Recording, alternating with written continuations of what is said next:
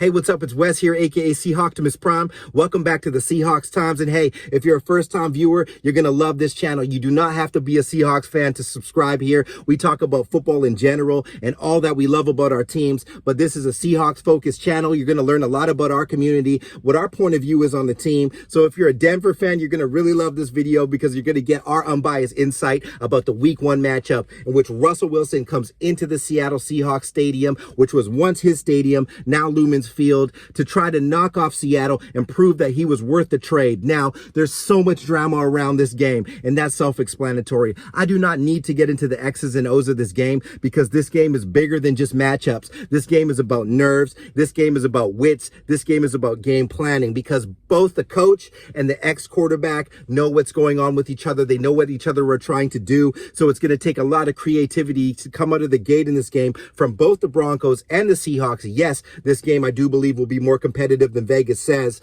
and to come out of the gate with something new and fresh that has not been seen before, so we can take advantage of what is the chess match that is football. Now, the emotions will run high. If you've never been to the Seattle Seahawks game in person, if you're a fan from the other side of the country, whether you're from Colorado, wherever you're from, you got to go there. It's such an electric atmosphere. It's so much fun. We welcome people with open arms. Yes, there will be banter, but we love the sport. We love to host, and Seattle is a fantastic city, and we really love to bring people in and show them a good time. So don't be afraid to come and check out your local team's game. If they're playing in Seattle, make a road trip out of it. The beautiful Pacific Northwest must be seen. This game is going to be electric. Russell Wilson is going to try to come out like the Jedi, like like Anakin when he left. He's going to try to come out on an epic proportion and get his vengeance against Seattle. Yes, vengeance is the word for it. Recently, he said that, he won't have to carry the Denver Broncos.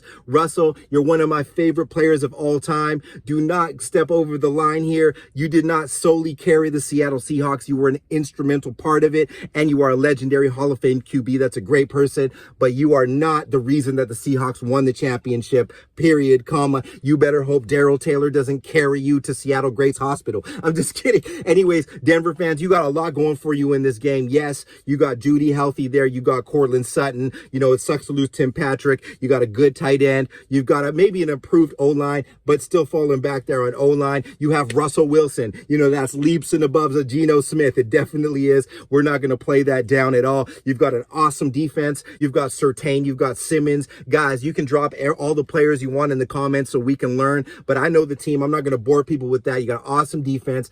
You got an awesome running back room. You've got, Melvin Gordon, the savvy vet, and the upstart, Javonte Williams, who's going to have an awesome season. And I loved him coming out of school in North Carolina, and he looks fantastic and dynamic. Yes, technically, the Broncos should have the edge in this game and just, continuity at some positions, and they don't have as many rookies starting. Now, to the flip side of that, you got a lot of unknowns and a lot of players you do not have tape on with Seattle. Kobe Bryant in the slot, he's really good on the ball, guys. That's a rookie corner out of Cincinnati, played across from Sauce Gardner. You've got Tariq the Freak Woolen, we call him Avatar, the greatest spark athlete ever to come out of the secondary position, maybe in the NFL history, and he's going to start outside. So I don't know if Sutton is fast enough to get over the top of him, but maybe he'll try to run routes underneath. And yes, you've got a better offense than last year because you're going to have Russell Wilson at the helm, Denver, but we are not lacking on defense, guys. Do not think that the Seattle defense will be lacking, and we're going to go to a more aggressive front, so we're going to put pressure on Russell. Russell is going to have to make more dynamic throws than ever. Yes, to win this game, you can't just win it on the ground because we have one of the best linebackers in the world in Jordan Brooks, and it's not easy to wash him out. But this is going to be an awesome game, a back and forth competitive game. Seattle is going to try to exploit you guys with Rashad Penny. You do have some good safety play and some decent linebacking play, but Rashad Penny is a beast off the edge, and Charles Cross is looking crazy. So if we come up with Penny and Dallas and them, do not think it's going to be easy to stop the run game. If you can stop that, Denver Broncos fans, is looking pretty good for you. On the flip side, if you can't get the run stopped, do not think that Geno Smith cannot make completions to Tyler Lockett and DK Metcalf. That narrative is played out.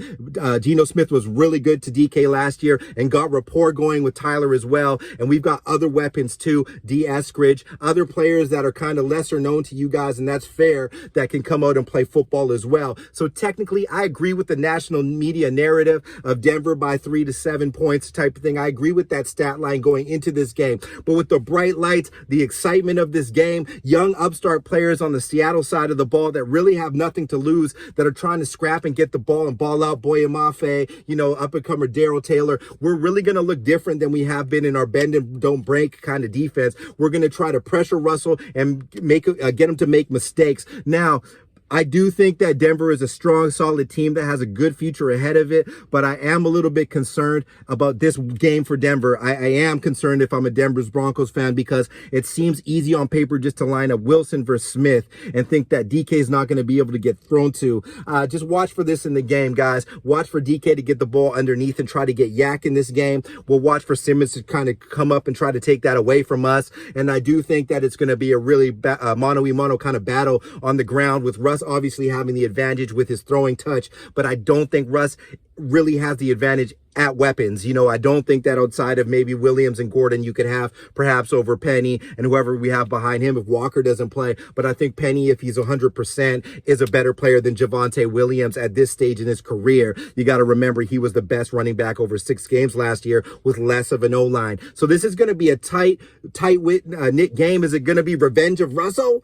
Is it going to be Broncos country, let's ride? Or is it going to be DK's domain, the Seahawks country, let's fly? There's so many narratives of this game that I want to talk about in the comments. But first and foremost, you tell me what you guys think is going to happen in this game. Give me your score predictions. Let's have some fun with it. I got the Seahawks winning because I'm a Seahawks fan, and until they lose, to me, Seattle's won the game. But on the real, I think Seattle edges this one out by a field goal. It's going to be disappointing to Denver fans to hear that. It's going to sound like homerism, but it's hard to win in Seattle. And as Russell tries to acclimatize to a new system, I think he really needed Tim Patrick as a third wide. Tell me who your other wideouts are there that can fill that void. But without that, I think we clamp down on you with Quandre Diggs and just eke this game out. Anyways, much love to you guys. Shout outs to all the Denver people, all the Colorado fans in here. Yo, let's get it.